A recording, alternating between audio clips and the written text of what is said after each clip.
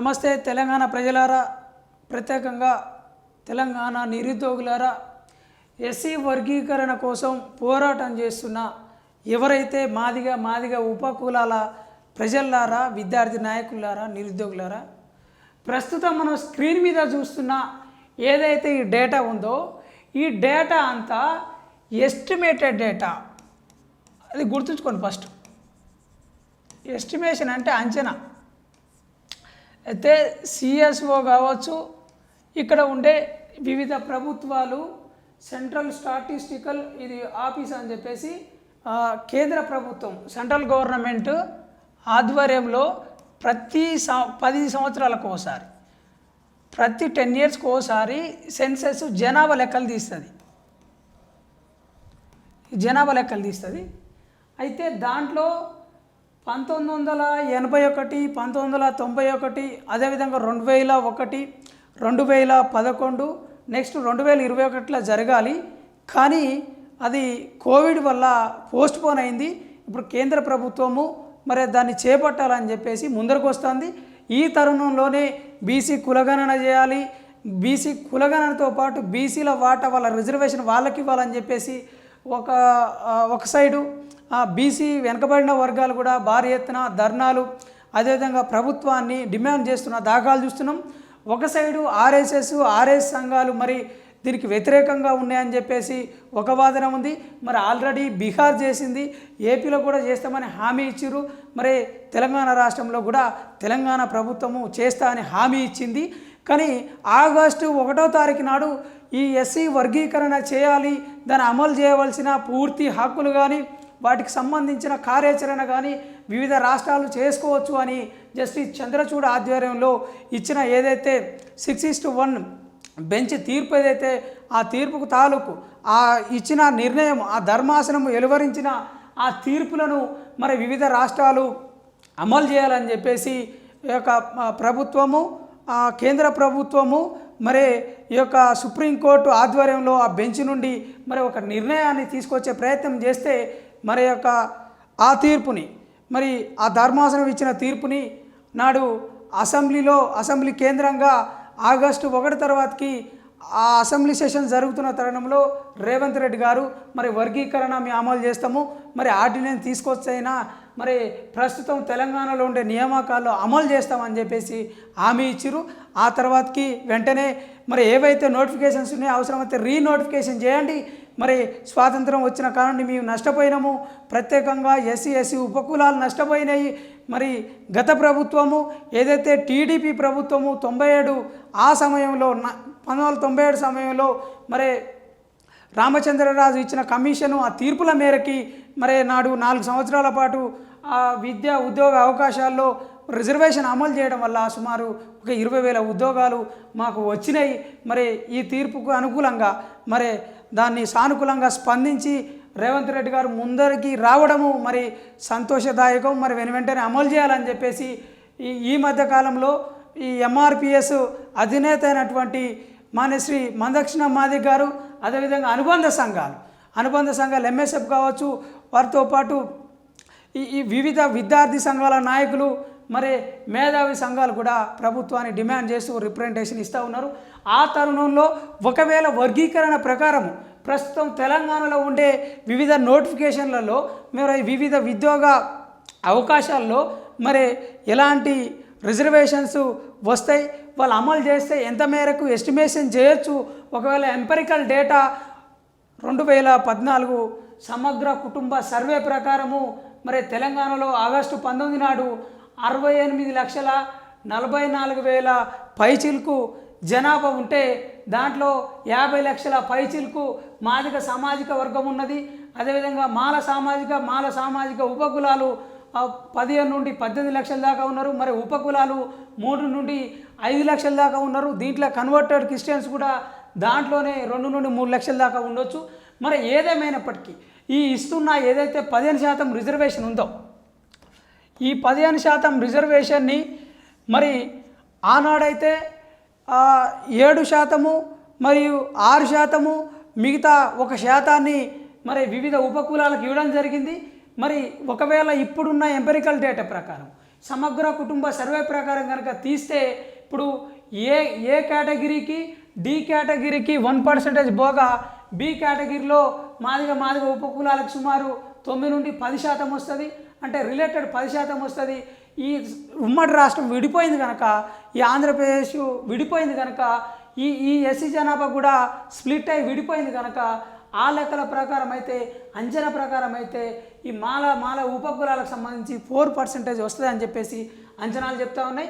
మరి తెలంగాణ ప్రభుత్వము టీజీపీఎస్ కావచ్చు, మరి వివిధ బోర్డులు ఈ టీజీపీఎస్సి దానికి సంబంధించి అనుబంధ ఏదైతే ఉద్యోగ అవకాశాలు చేపట్టే ఆ సంస్థలు ఉన్నాయో, మరి ఆ సంస్థలకు సంబంధించి ఇచ్చిన ఉద్యోగ అవకాశాల్లో నోటిఫికేషన్లలో మరి ఇచ్చిన డేటాలో ఎంత శాతం రావచ్చు అనేది ఒక అంచనా ఎస్టిమేషన్ చేస్తే గ్రూప్ 1, గ్రూప్ 2, గ్రూప్ 3, గ్రూప్ 4, అదేవిధంగా డిఎస్సి, హెచ్డబ్ల్యూఓ, జేఎల్, డిఎల్, ఈ సిడిపిఓ, ఈ అన్ని ఉద్యోగాల్లో వివిధ కేటగిరీల వైజ్గా ఈ ఎస్సీ సామాజిక వర్గానికి ఇచ్చిన 15% ఇచ్చిన దాన్ని ఒకవేళ పంచితే ఎస్టిమేషన్స్ ప్రకారము ఈ విధంగా ఉంటాయనేది మీ ఎన్ఐన్ మీడియా ద్వారా చెప్పే ప్రయత్నం చేస్తూ ఉన్నాము.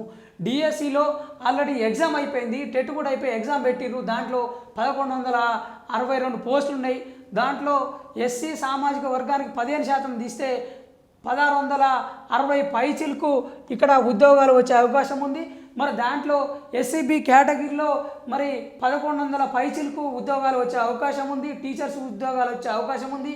అదేవిధంగా జూనియర్ లెక్చరర్స్ జేఎల్ పేరుతో పిలుస్తారు. మరి దాంట్లో 2008 గాను ఎస్సీబీ సామాజిక వర్గానికి 30 అంటే 30+ రావచ్చు.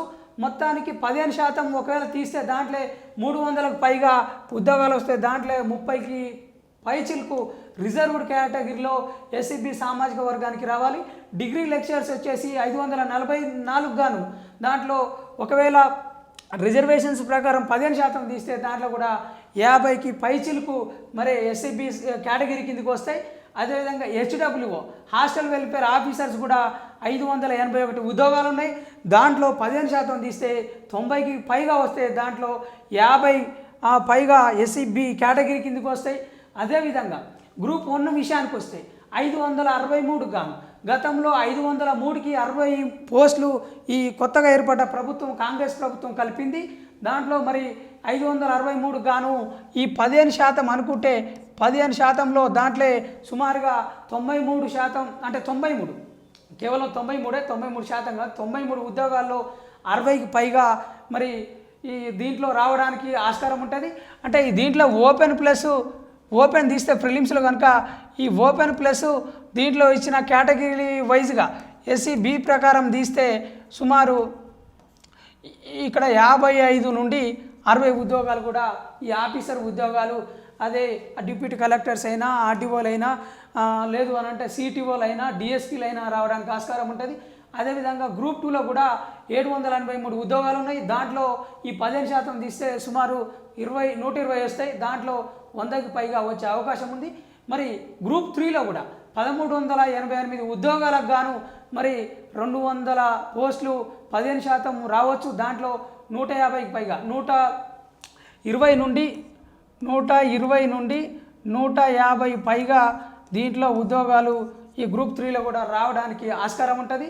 అట్టే విధంగా గురుకుల టీచర్స్లో కూడా 8000కు పైగా అవి దాంట్లో ఇస్తే దాంట్లో 1200కు పైగా మరి 15%కి తీయడం జరుగుతుంది. దాంట్లో 120 కూడా రిజర్వ్ చేయడానికి దీంట్లో ఆస్కారం ఉంది. మరి 9000కు గాను గ్రూప్ 4 9000కు గాను 1350 పోస్టులు, ఈ 1350 పోస్టులు 15% అనుకుంటే ఈ 15%కి తీస్తే మరి దాంట్లో కూడా 135 ఉద్యోగాలు గ్రూప్ 4 ఉద్యోగాలు కూడా ఎస్సీబీ సామాజిక వర్గానికి కేటగిరీకి రావడానికి ఆస్కారం ఉంటుంది. మరి మొత్తానికి అన్ని కలిపి ఇచ్చిన నోటిఫికేషన్లలో ఇంకా సిడిపిఓ మిగతా ఉద్యోగ సంబంధించిన సమాచారం కూడా యాడ్ చేసే ఉంది. దానికి సంబంధించి కూడా అన్ని కలిపితే సుమారు 1885 నుండి 2000 ఉద్యోగాలు ప్రస్తుతం తెలంగాణలో ఇంతకుముందుకు ఇచ్చిన ఇప్పుడు ఇవ్వాల్సిన ఈ నోటిఫికేషన్లలో group 1, 2, 3 already group 4 certificate verification అయిపోయి ఇవ్వడానికి సిద్ధంగా ఉంది. ఈ మొత్తం నోటిఫికేషన్లలో ప్రస్తుతానికే తక్కువ కాలంలోనే అనతి కాలంలోనే 2000 ఉద్యోగాలు ఈ ఎస్సీ వర్గీకరణ ద్వారా రావడానికి ఆస్కారం ఉన్నదని చెప్పేసి ఈ అనాలిసిస్ ఈ డేటా చెప్తా ఉన్నది. మరి ప్రభుత్వము ఇప్పుడు ఇచ్చిన నోటిఫికేషన్లలో జరగబోయే నోటిఫికేషన్లలో మరి ఇస్తుందా ఇవ్వదా అనేది కూడా మనం చూడాలి. మరి గ్రూప్ 1 విషయంలో నిన్ననే టీజీపీఎస్సీ చైర్మన్ గారిని మరి కలవడం జరిగింది. ఎంఆర్పిఎస్ అధినేత అటువంటి మనసి మందకృష్ణ మాది గారు మరియు గోవింద్ నరేష్ మాది గారు, సుధాకర్ మాది గారు, అదేవిధంగా సోమశేఖర్ గారు, కొమ్ముశేఖర్ గారు, మిగతా విద్యార్థి బృందం కావచ్చు, వాళ్ళ నాయకులు కావచ్చు, అదేవిధంగా నిరుద్యోగ ఎవరైతే అభ్యర్థులు ఉన్నారో వాళ్ళు కూడా ఈ గ్రూప్ 1, గ్రూప్ 2, గ్రూప్ 3 ఈ అన్ని ఉద్యోగ అవకాశాలలో మాకు అవకాశం ఇవ్వాలి అని చెప్పేసి జరగబోయే ఆటలలో తప్పనిసరిగా ఇవ్వాలని చెప్పేసి మాదిగ మేధావులు, అదేవిధంగా రాజకీయ నాయకులు, ఇప్పుడు కాంగ్రెస్ ప్రభుత్వం తరపు ఎవరైతే అనుసంధానకర్తలు ఉన్నారో, అదేవిధంగా విపులు ఉన్నారో, ఎమ్మెల్యేలు ఉన్నారో, ఆ ఎమ్మెల్సీలు ఉన్నారో, అదేవిధంగా ఇప్పుడు ఎంఆర్పిఎస్ అధినేత మరి డిమాండ్ చేయడం జరుగుతుంది.